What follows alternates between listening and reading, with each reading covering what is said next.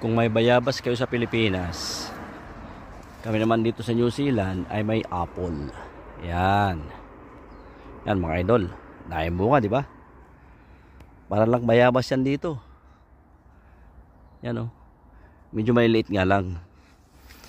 Hindi kaya yung mga binebenta. Tapos may mga ano yung iba, may mga patak-patak. Gawa nung nag-hail. Tinamaan ng hail. Dami oh.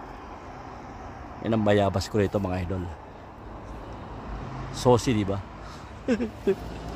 Dahil bunga. Ayun sa dulo. Yan oh. Tamis yan mga idol. Ang pangalan niyan ay Royal Gala Apple. Maraming klase ng apple. Merong ambrosia, may green apple.